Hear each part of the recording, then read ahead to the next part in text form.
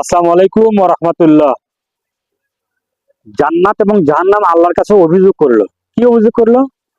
আবু হুরায়রা রাদিয়াল্লাহু তাআলা আনহু থেকে বর্ণিত, রাসূল সাল্লাল্লাহু আলাইহি সাল্লাম বলেছেন যে জান্নাত আল্লাহকে বলল, হে আল্লাহ, হে আমার রব, আমার ভিতরে দুনিয়ার এত দুর্বল, অসহায়, দুর্বল নিম্নমানের লোককে আমার ভেতরে কেন দিলেন? তখন আল্লাহ বলল, হে জান্নাত, তুমি আমার শান্তির বিকাশ। আমার যাকে ইচ্ছা আমি তাকে জান্নাতে প্রবেশ করাবো তার আরাম আয়েশের জন্য।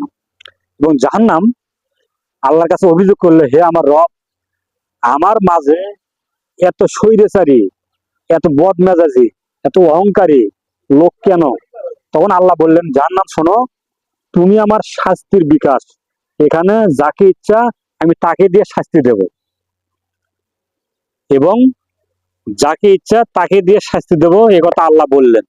এরপরে বিচারের মাঠে জাহান্নাম মানুষ দিয়ে পূর্ণ হবে না। জাহান্নাম, আল্লাহ তার পবিত্র পা জাহান্নামে ঢুকিয়ে দেবে, এবং জাহান্নাম এক অংশ আর অংশকে চেপে খাবে। তখন জাহান্নাম বলবে যে যথেষ্ট, যথেষ্ট, যথেষ্ট। তখন জাহান্নাম পূর্ণ হয়ে যাবে। আর জান্নাত, জান্নাত মানুষ দিয়ে পূর্ণ হবে না। বিচারের মাঠে আল্লাহ মানুষের সাথে সামান্যতম কোনো অবিচার করবেন না।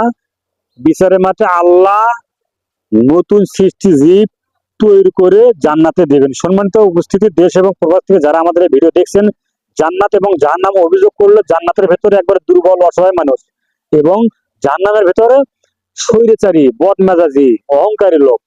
তখন আল্লাহ শাস্তির বিকাশ, জান্নাত, জাহান্নাম শাস্তির বিকাশ, আর জান্নাত শাস্তির, শান্তির বিকাশ।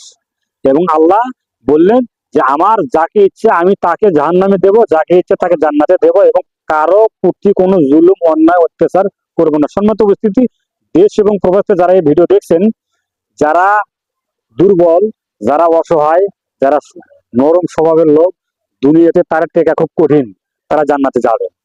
যারা বদমেজাজি, অহংকারী, স্বৈরাচারী, টাকার গরম, ক্ষমতার গরম, দাপটের গরম, বিভিন্ন রকমের সমস্যা, এই লোকগুলো ঝগড়াটে এড়ে যাবে জাহান্নাম।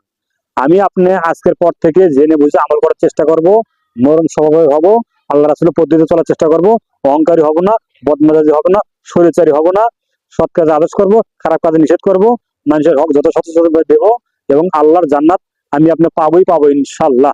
আসসালামু আলাইকুম ওয়া রাহমাতুল্লাহ।